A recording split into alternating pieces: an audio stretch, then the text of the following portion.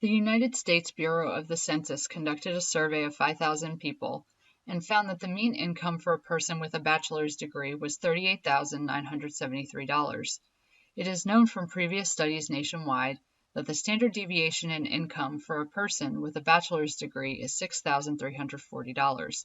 Construct a 98% confidence interval for mu, the mean income nationwide for people with a bachelor's degree.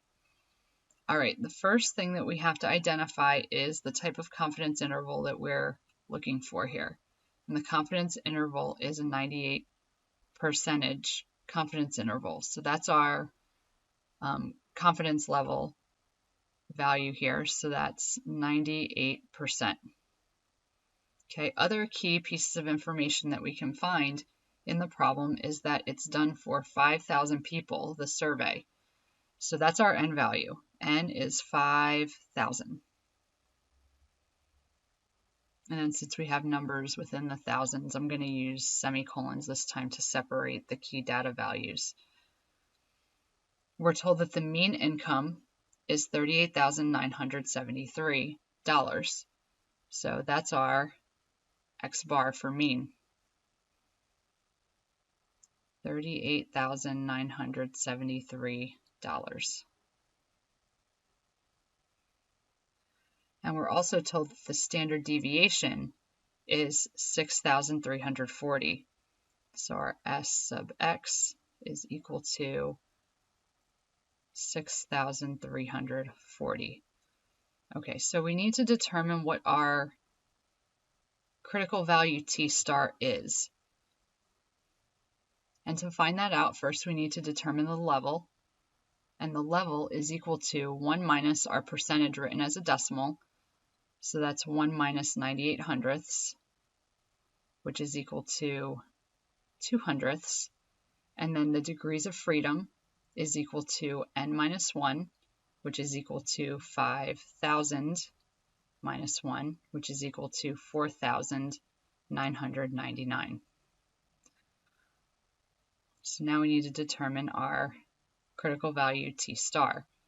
So if we switch over to our table and we look at 2 hundredths and scroll down through our n values, we see that it stops at 80 and then jumps to 100 and then to 1,000, and that's it. All right, so if we go then down to the bottom here, we have a t-value calculator, so let's actually use it. The degrees of freedom we have is 4,999, and our significance level is 0.02 or 2 hundredths. And if we calculate our t-value for two-tailed, and that's what we're looking for in our problem, is going to be plus or minus 2 and 3,271 ten-thousandths. So let's write that in for our t-value. It's going to be 2 and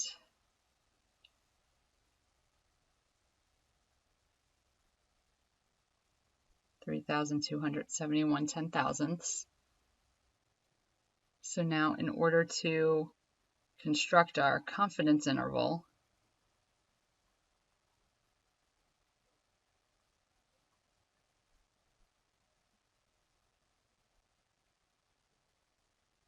it is equal to our mean plus or minus the critical value T star times our standard deviation divided by the square root of n. So that's going to be $38,973 plus or minus 2 and 3,271 thousandths times our standard deviation, which was 6,340,